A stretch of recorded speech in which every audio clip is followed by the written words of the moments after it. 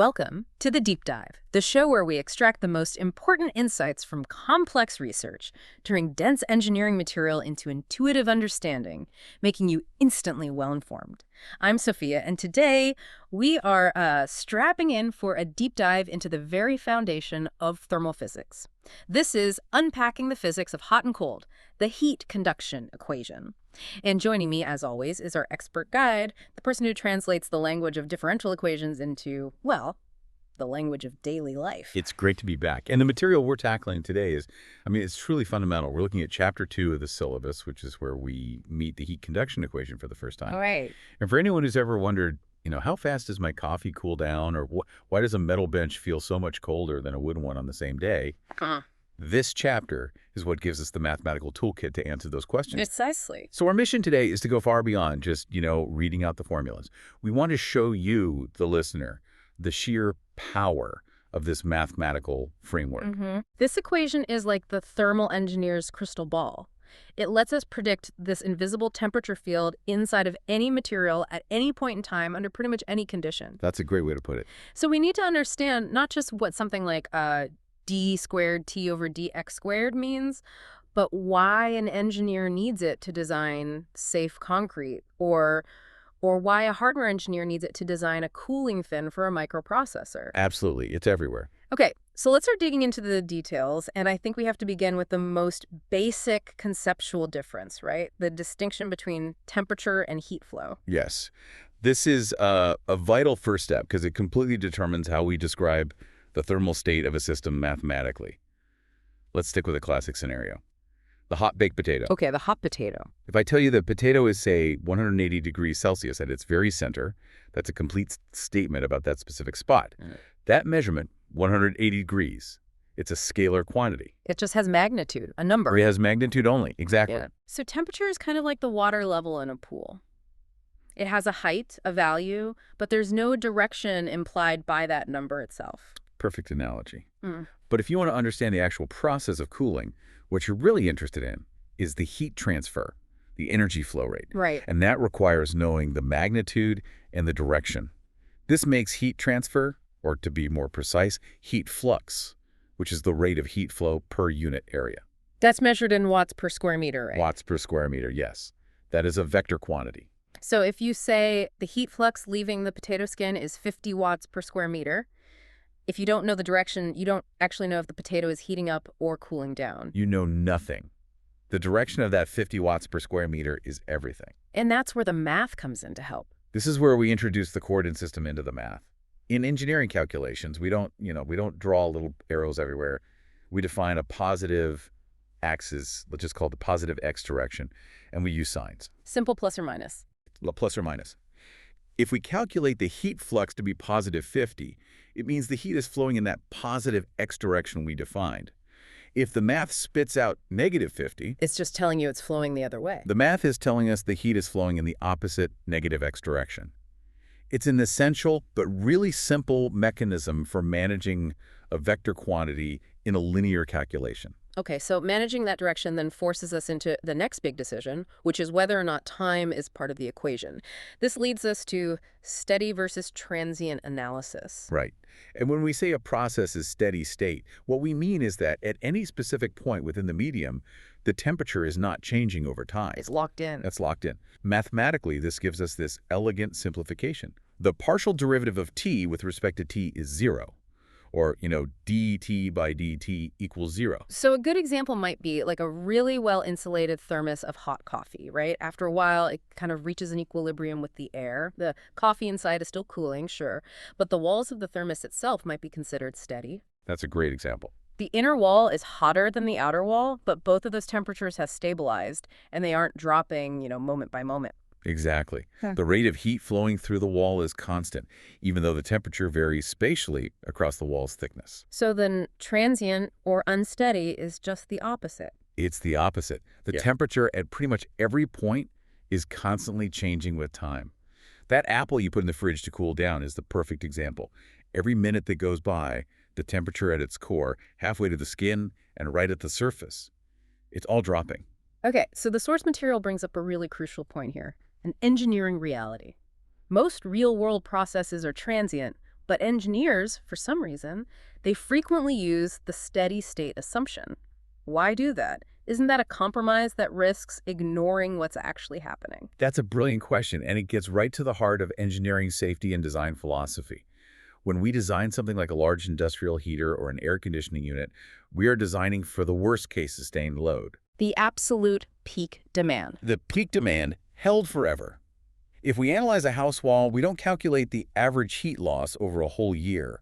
We calculate the maximum heat loss on the coldest night of the year we expect, and we assume that cold temperature is held constant indefinitely. Okay. So you assume a worst-case steady condition to figure out the maximum capacity you're going to need. Precisely. The steady-state analysis is simpler, it's faster, and it provides a safe, oversized margin. If the system can handle the worst-case sustained demand, it will absolutely handle the average, fluctuating transient demand. It's a trade-off. You trade mathematical complexity for a robust, safe design. That's the game. That makes perfect sense. Okay, now let's talk about how complicated the spatial part of the analysis is, which is determined by dimensionality. 1D, 2D, or 3D. This just defines how many coordinates x, y, z we need to describe where the temperature is. And we always try to simplify to one-dimensional or 1D heat transfer whenever we possibly can. Because the math is easier. The math is dramatically easier. And we can do this when the heat flow and the temperature variation are significant in only one direction. The classic example is a plane wall, like a big sheet of window glass. If the glass is thin and the surface area is huge, heat flows pretty much straight through, perpendicular to the glass face. So the temperature changes a lot from the inside to the outside. That's our x direction. But it barely changes if you move up or down or sideways along the glass. Right. The y or z directions don't matter much. So we can say t is only a function of x. T equals t of x. Right. Or think about a very long heated rod. If heat is flowing radially outward from the center, and the rod is much, much longer than its diameter, we can assume the heat flow along the length, the axial direction, is negligible. So that becomes a 1D radial problem. The energy is just moving out along the radius. Exactly. But the moment you introduce corner effects, or the geometry isn't long and flat, say, a complex electronic component where temperature gradients exist both across its thickness and along its length, you have to jump to multidimensional. 2D or 3D. If you have a short little cube being heated unevenly from different sides, you need t as a function of x, y, z, and time. And the complexity just explodes with each dimension you add. So that complexity means we have to choose our tools wisely. This brings us to what the material calls the art of coordinate systems. Right. We have our main three: rectangular, cylindrical, and spherical. And the rule is simple. You must choose the system that naturally matches the geometry of the boundaries of your object. It sounds so obvious when you say it, but getting it wrong must be a nightmare. It's the difference between a simple, solvable differential equation and an unnecessarily complex one. Rectangular, x, y, z is for boxes.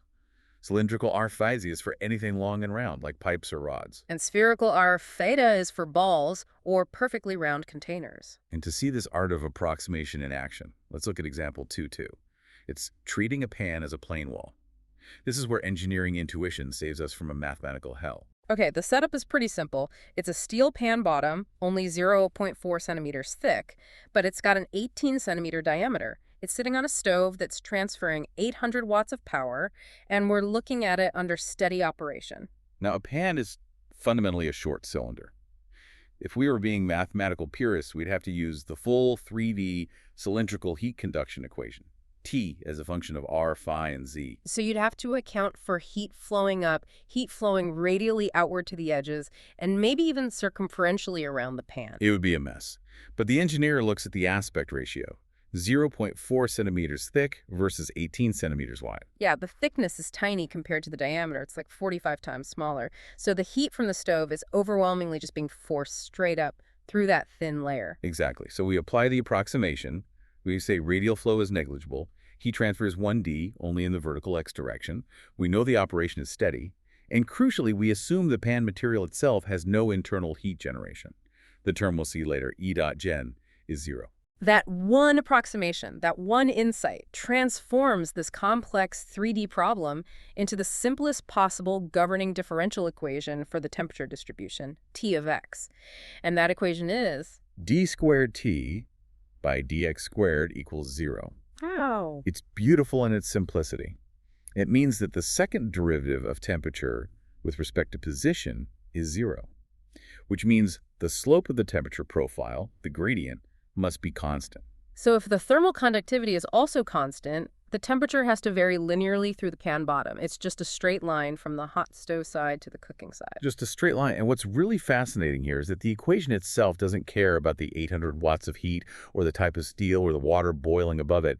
It only describes the shape of the temperature curve. That's a really key insight. The physics dictates the form of the equation, in this case, a linear profile. All those other real-world details, like the heat flux and the material properties, Those become the boundary conditions. We use them after we integrate the equation to find the specific solution, the specific straight line that fits our problem. It neatly separates the underlying physical principle from the specific parameters of the problem. Okay, so we've seen the simplified result, but how do we get there in the first place? It all starts with the fundamental principle that drives conduction, Fourier's law. Right. Fourier's law of conduction is what provides the mechanism for heat flow in our energy balance. It fundamentally states that the rate of heat conduction in a specific direction is proportional to the area available for the heat to flow through, and, most importantly, the temperature gradient. Okay, let's look at the formula itself. It's Q sub cont equals negative K times A times dt over dx. Every single variable in there tells a story about the physics. Q subdent, that's the total power being transmitted in watts. A is just the area. A is the area. K is the thermal conductivity. And this is a massive differentiator between materials. If K is high, like in copper or diamond, the material is an excellent conductor. It needs only a tiny temperature gradient to move huge amounts of heat. But if K is really low, like in air or styrofoam, it's an insulator. You need a huge temperature difference to push the same amount of heat through. Exactly. And then there's that last term, dt over dx, the temperature gradient. The slope, the driving force. That's it. It's the driving force. If there's no slope, there's no flow. If the temperature is uniform everywhere, the gradient is 0 and Q is 0. It's the thermal pressure difference that pushes the energy along. Okay, and we have to talk about that negative sign out front. It seems small, but it's critical. It's critical. As we know, and as we said, heat flows from hot to cold. If we define our positive x direction as the direction of heat flow, then the temperature T must be decreasing as you move along x. Which means the gradient, dt over dx, is a negative number. It's a negative number. So to make sure our overall heat flow rate, Q, comes out as a positive value, we need that compensating negative sign out front. It's a built-in mathematical sanity check just to confirm that energy always flows down the thermal hill. So now that we have the driving force, we need the conservation principle. This is the control volume energy balance, the philosophical bedrock of the whole equation. It is. We just imagine a tiny, infinitesimally small chunk of the material, our control volume. And we apply the most fundamental rule in all of physics. Energy can neither be created nor destroyed. It's just a thermal accounting exercise. So the rate of heat energy coming in minus the rate of heat energy going out plus any energy that's generated inside. It has to equal the rate of change of energy that's being stored inside that little volume. Okay, and that energy storage term, that's the dE by dt. That's what makes a problem transient, right? That's the one. If the rate of energy in plus any generation is greater than the rate out, the amount of stored energy has to increase, and so the temperature rises. If it's less, the temperature drops. Simple as that. So the full heat transfer equation is just what you get when you substitute Fourier's law for the in and out terms, and then use calculus to shrink that control volume down to a single point. That's the process. Yeah. And it gives us the 1D transient heat conduction equation for a material with constant conductivity. For a simple plane wall, just flowing in the x direction, the full form is Partial squared t over partial x squared plus E dot gen over k equals 1 over alpha times partial t over partial t. That's the one, the generalized equation. If the process is steady, that whole right side, the partial t over partial t, just drops out and becomes 0. And if there's no internal generation, that E dot gen term goes away, and you're left with our simple pan equation. D squared t by dx squared equals 0. You see how they all connect? I do. But let's focus on that new term, alpha. It's defined as K over rho C, where rho is density and C is specific heat. This is called the thermal diffusivity. Why is that specific ratio so important? Thermal diffusivity, alpha, is one of the most conceptually powerful properties in heat transfer. It literally measures how fast heat propagates through a material. You can think of it as thermal inertia. Okay. If a material has a high alpha, heat moves really quickly from hot regions to cold regions. That's because its conductivity, K, is large relative to its ability to store energy, which is that rho ST term. Metals have a really high alpha. So if you drop a metal spoon into hot soup, the heat rapidly diffuses all the way to the handle. The temperature equalizes very fast. Precisely. And conversely, materials with low thermal diffusivity, like wood or insulation, are resistant to rapid changes in temperature. Their K is small, and they tend to hold on to heat locally instead of spreading it. So for any transient problem, alpha tells us how long it's going to take for a thermal change on the surface to be felt at the core of the object. That's exactly its role. Now, things get a little more complex when we move to curved geometries because the area for heat flow is no longer constant. Let's look at a long cylinder with heat flowing only in the radial direction. Right, for a cylinder, the equation looks a bit different. It's 1 over r times the partial with respect to r of r times partial t over partial r plus the generation term equals the transient term. Okay, that's a mouthful. But that new 1 over r term, what is it doing there physically? It's accounting for the spreading of heat. In a flat plane wall, the area A is constant. But in a cylinder of length L, the heat is flowing across an area of A equals 2 pi RL. Ah, so as the radius r gets bigger, the area expands linearly. It expands. So if you have a fixed amount of heat leaving the center line, as it moves outward, it has to cover an ever-increasing surface area, which means the heat flux, the watts per square meter, naturally has to decrease as it spreads out. It gets diluted. It gets diluted by the geometry. The math captures this spreading effect perfectly. Yeah. It's also why insulation is, counterintuitively, less effective when you wrap it around a very small pipe compared to a large tank. The curvature forces the heat to spread out rapidly, even without the insulation. And this effect is even more pronounced for a sphere. Even more so. For a sphere, the equation starts with 1 over r squared. Because the area for a sphere is 4 pi r squared. It increases with the square of the radius. Exactly. The heat flux is diluted much, much faster. It's the same reason the sun's radiation intensity drops off as 1 over r squared as you move away from it. Yeah. The spherical conduction equation captures that same powerful geometrical dilution. It's really cool how all three forms, wall, cylinder, sphere, can be written into one general equation using a little geometry index n. It just confirms that no matter the shape, it's all governed by the same principle of energy conservation. That's physics for you. So we have the governing laws. We have the differential equation. The next step is actually solving it. And as we mentioned before, integrating a second-order spatial derivative leaves you with two arbitrary constants, C1 and C2. Right, and those constants mean we have an infinite family of potential solutions. Remember our pan example. The solution T of x equals C1x plus C2. That describes every single straight line that exists. But our pan is a specific physical problem. So we need boundary conditions to tell us which specific straight line applies to our problem. We need to pin down the values of C1 and C2. And the rule for this is simple, it's critical, and it's so often forgotten.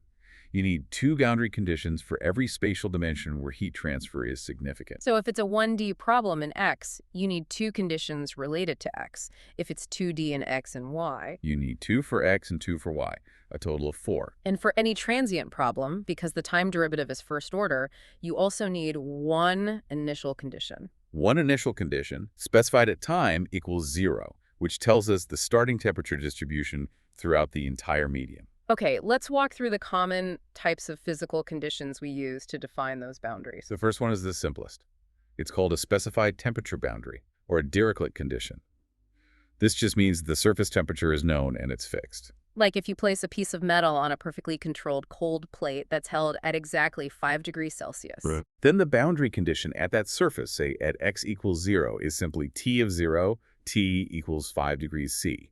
This is common when a surface is in contact with something that can really hold a temperature, like boiling water or a phase change material. Okay, the second type is the specified heat flux, or Newman condition. Here, we don't know the temperature, but we know the rate of heat flow, Q double prime, that's entering or leaving the surface. Right. This happens if you have, say, a heater attached to the surface, or it's being exposed to a known amount of solar radiation. So how do you turn that into a mathematical condition? We just translate that known heat flux directly back into a required temperature gradient using Fourier's law, right at the surface, which we can call x naught.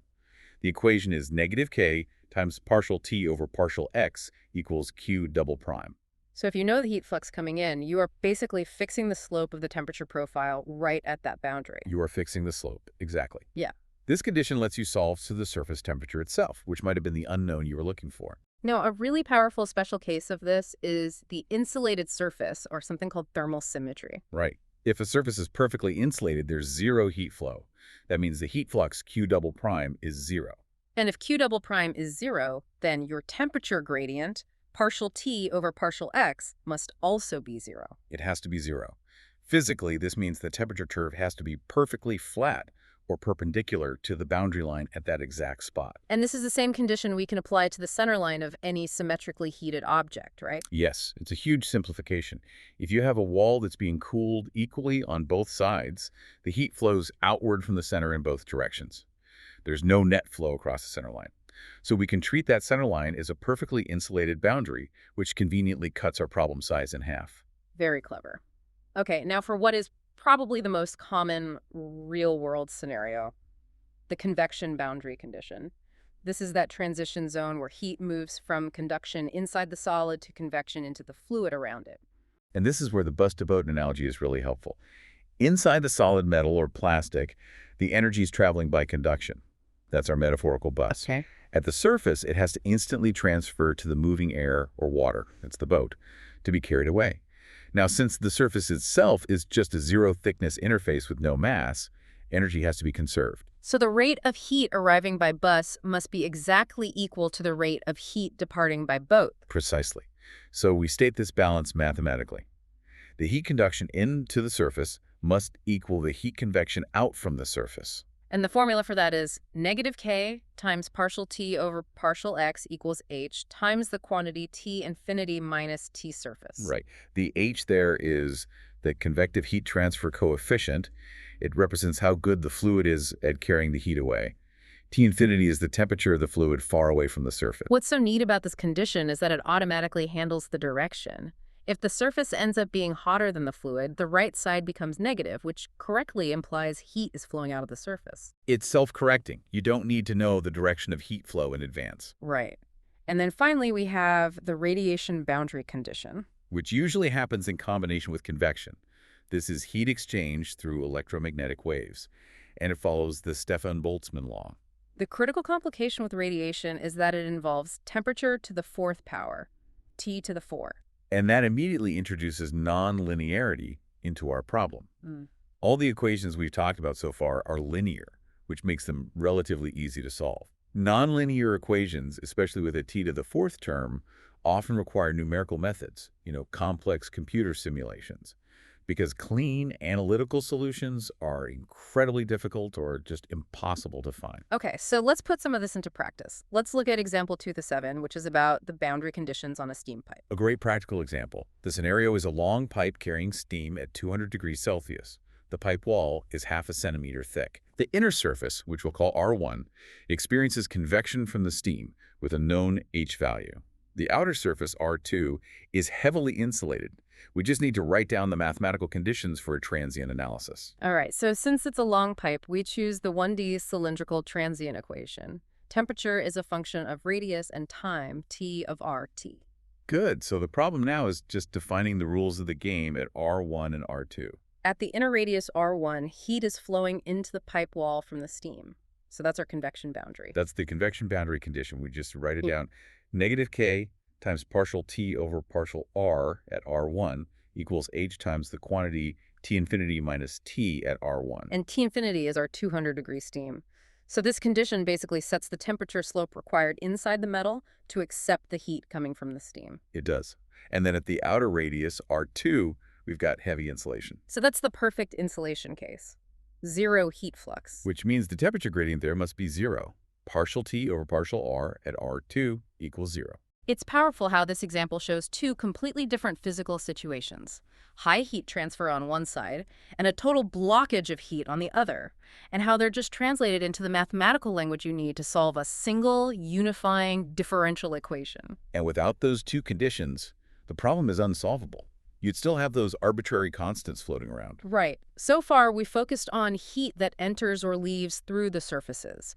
But the energy balance also allows for energy to be created inside the material itself. This is volumetric heat generation, or E.gen. Yes, E.gen is the internal conversion of some other form of energy, electrical, chemical, nuclear into thermal heat throughout the entire volume of the medium. So this is like the heat generated inside your computer chip, not just heat being applied to its surface. Perfect example. Mhm. Or electrical resistance in a wire, chemical reactions in a catalyst bed, or nuclear fission in a fuel rod. It's measured in watts per cubic meter. This is fundamentally different from surface heating. If you heat a metal plate with a torch, the outside is the hottest part. But if you generate heat internally, like in a light bulb filament, the heat is being created everywhere, but the very core becomes the point of maximum temperature. That is the key structural difference. In a steady state, the total amount of heat being generated inside the body has to be continuously dissipated out of the surface.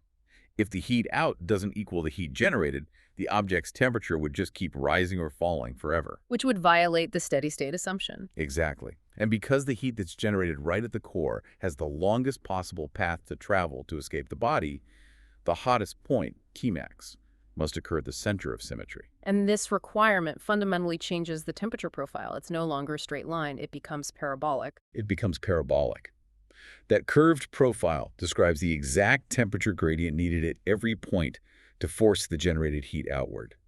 And if the generation is uniform and the surface temperature is constant, we have these really neat, simple formulas for the maximum temperature rise. Okay, for a large, flat plane wall of thickness 2L. The max temperature rise, delta T max, is E dot gen times L squared divided by 2K. And for a cylinder of radius R naught. It's E dot gen times R naught squared divided by 4K. And finally, for a sphere of radius R naught. It's E dot gen times R naught squared divided by 6K. Okay, this is where the physics gets really fascinating and honestly a little terrifying if you're an engineer dealing with high power densities. Look at the dependence on the square of the dimension L squared or R naught squared. If you double the size of the thing that's generating heat but keep the generation rate constant, the temperature difference between the center and the surface doesn't just double, it quadruples. It quadruples. That L squared dependence is a huge thermal runaway warning signal for engineers. It is, isn't it? It means thermal management gets exponentially harder as your components get bigger. If your computer chip is twice as thick, the heat generated at its center is effectively trapped 4 times more effectively. Which leads to overheating unless you can massively increase the material's conductivity, K, or you reduce the power, the generation rate. Absolutely. That L squared term is what forces engineers to use thinner plates, smaller wires, and highly conductive materials just to keep that temperature rise manageable. It's often the limiting factor in how small or how powerful we can make our electronics. It really is. So let's apply this concept with example 217, the centerline temperature of a resistance heater. This should give us some concrete numbers for that L squared effect. Okay, so we're looking at a standard 2 kilowatt electrical resistance heater wire, like you'd find in a stove or a boiler. We're given its properties. Thermal conductivity K is 15 watts per meter. Kelvin, its diameter is 4 millimeters. Which means its radius, R naught, is 0.002 meters. Right, and its length is half a meter. We also know the outer surface temperature is being held at a constant 105 degrees Celsius because it's sitting boiling water.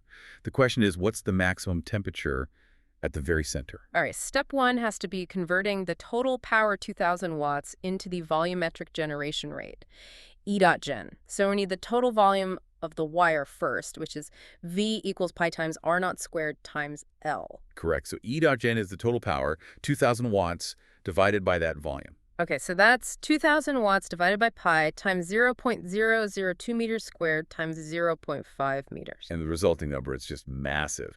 E dot gen comes out to 0.318 times 10 to the 9 watts per cubic meter. Wow, that's over 300 million watts being generated inside every single cubic meter of that little heating element. It's an incredible power density. So now we just plug that into our max temperature rise formula for a cylinder. T naught, the center temperature, equals T surface plus E dot gen times R naught squared all over 4K. Right, so that's 105 degrees C plus that 318 million number times 0.002 squared divided by 4 times 15. Okay, so that second term, the temperature rise, simplifies down to 21 degrees Celsius. 21 degrees C. Therefore, the final center temperature, T naught, is 105 plus 21, which is 126 degrees Celsius. So the core of that tiny 4 millimeter wire is 21 degrees hotter than its surface.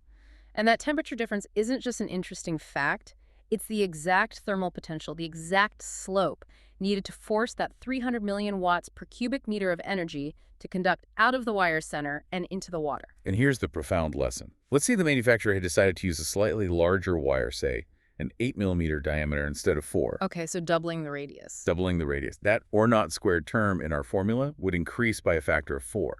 The temperature difference, the delta Tmax, would jump from 21 degrees Celsius to 84 degrees Celsius. So the new centerline temperature would be 105 plus 84. 189 degrees Celsius. A huge difference. And 189°C might be dangerously hot for internal components or insulation. It could lead to immediate failure, all because of that squared relationship with size. This just confirms that geometry is every bit as important as the material's conductivity. Wow. Okay, so in high-stakes engineering, you're rarely dealing with just one isolated boundary condition. Most real surfaces are subject to combined boundary conditions. Exactly. This means you have to perform a generalized energy balance right at the surface. Think about a car hood sitting outside on a sunny day. Okay. It's receiving heat flux from solar radiation. It's losing heat via convection to the air blowing over it, and it's losing heat via radiation to the cold night sky. The mathematical boundary condition has to account for all three of those things at the same time. Heat in from the sun must equal heat out from convection plus radiation. That's the balance. So let's apply this combined approach to another steady-state problem. Example 212, the thermal equilibrium of an iron-based plate. This really highlights how different physics concepts control the overall temperature level versus the internal temperature gradient. So we have a standard 1200-watt clothes iron. The base plate is thin, half a centimeter, with a decent conductivity K of 15. The heater supplies that 1200 watts across its surface area. And the outer surface, the part that touches the clothes, is losing heat via convection to air at 20 degrees Celsius with a fairly low H coefficient of 80. We need to find the inner and outer surface temperatures. First thing we do is calculate the uniform incoming heat flux, Q double prime naught, that's being supplied by the heater. So that's the total power, 1200 watts divided by the base area, which is 0.03 square meters. Which gives us 40,000 watts per square meter. Okay, and since this is a steady state problem, the total flux going in has to equal the total flux going out via convection at the outer surface. The overall energy balance. Q double prime naught equals H times the quantity T surface minus T infinity. And we can use this balance to solve for that outer surface temperature, T of L. Right, so we just rearrange the formula. T of L equals T infinity plus Q double prime naught divided by H. Okay, so that's 20 degrees C plus 40,000 divided by 80. 40,000 divided by 80 is 500. So T of L is 20 plus 500. 520 degrees Celsius. 120 degrees Celsius. Incredibly hot. And notice that temperature is purely determined by the total input power and the ability of the surrounding air to remove that heat, which is defined by H. The internal properties of the plate, like its thickness or its conductivity, haven't even played a role yet in setting this bulk temperature? Not yet. Now we find the inner surface temperature, T of 0. Since we're treating the iron base as a simple 1D plane wall, we know the temperature profile is a straight line. The temperature drop across the thickness is just dictated by conduction. So we use Fourier's law rearranged. The temperature drop is the heat flux times the thickness, L, divided by the conductivity, K. Right, and we just add that temperature drop to the outer temperature we just found. Okay, so T of 0 equals 520 degrees plus 40,000 times 0.005 meters, all divided by 15. And that conduction temperature drop, that delta T, calculates to only 13.3 degrees Celsius. Only 13 degrees. So the inner surface is 533.3 degrees. The lesson here is so clear. The vast majority of the temperature rise, 500 degrees of it, is controlled by the external environment, by that convection coefficient H. The internal temperature gradient is just this tiny 13.3 degrees because the plate is thin and has a high conductivity. Yeah. To make that iron cooler, you can't just make the plate thicker. You have to decrease the power or dramatically increase the convection. And this brings us to what is maybe the most critical application of all. Example 213. Life and death calculations through prevention, through design. Engineering math is often, at its core, about safety. Right, so prevention through design, or PTD, it mandates that we anticipate hazards before they happen. In this case, the hazard is engine oil, which can auto-ignite. It can just spontaneously burst into flame if it touches a surface that gets to 250 degrees Celsius. So we're modeling an engine housing as a plane wall. It's 1 centimeter thick, K is 13.5, The inner surface is getting a pretty significant heat flux from the engine block, 6,000 watts per square meter. And the outer surface is being cooled by air at 35 degrees Celsius, with a very low natural convection coefficient, H is only 20. The question is simple: is this design safe? Our safety threshold is 250 degrees C, so we use the exact same overall energy balance as the iron. Input flux equals output convection. We calculate the steady-state outer surface temperature, T of L, that's required to dissipate that 6,000 watts per square meter. So T of L equals T infinity plus Q double prime naught over H. That's 35 degrees C plus 6,000 divided by 20. 6,000 divided by 20 is 300. So the outer surface temperature is 35 plus 300, 335 degrees Celsius. 335. And the auto ignition threshold was 250. This design fails immediately. The risk of fire is extreme. The math just confirms the danger, which is just such a powerful application of this equation. And it clearly dictates the engineering response. You can calculate that the internal temperature drop across the wall is tiny, only about 4 degrees. So making the wall thicker won't help. You either have to drastically increase maybe by adding a fan to force air cooling, or, more practically, you have to apply external insulation to protect that outer surface. This calculation is the first line of defense in safety engineering. What a journey. It really is. We've gone from a simple hot potato all the way to the life or death implications of an engine design, and it's all based on a single governing mathematical framework. We established that critical difference between the scalar idea of temperature and the vector reality of heat flux. We saw the engineering compromise of using steady-state approximations to get robust, safe designs. We dove into the physics of the equations themselves, seeing how Fourier's law combines with the energy balance to define that invisible temperature field. We paid special attention to thermal diffusivity, alpha. Understanding it dictates how quickly heat propagates through something. And we saw how the geometry itself, with terms like 1 over r, accounts for the natural spreading of heat in curved systems. And most importantly, I think, we learned that the solutions to these equations are just meaningless without the boundary conditions, whether it's a specified temperature, a zero flux from insulation, or that crucial energy balance between conduction and convection at a surface. And we confirmed the dramatic impact of volumetric heat generation and that exponentially challenging L-squared dependence on size. So what does this all mean for you, the listener? It means that engineering allows us to predict the invisible. By accurately defining the physics and the boundary conditions, we can predict the temperature at the center of a nuclear fuel rod or the surface of a cooking iron before we ever build it. And that predictive power is what ensures our technology operates safely and reliably. It's all based on the rigor of the heat conduction equation. Today, we focused primarily on systems that have reached their thermal balance, systems at steady state. But as you said, most of our lives are spent in the transient world where temperatures are constantly moving and adjusting. All the time. So next time, perhaps we'll take a deep dive into transient heat conduction, the science of, thermal time travel, and explore how those temperature fields evolve moment by moment as things heat up or cool down. I'd love that. Thank you so much for joining us for this deep dive into the engineering of hot and cold. And thank you for learning alongside us. Until next time, keep digging into your source material.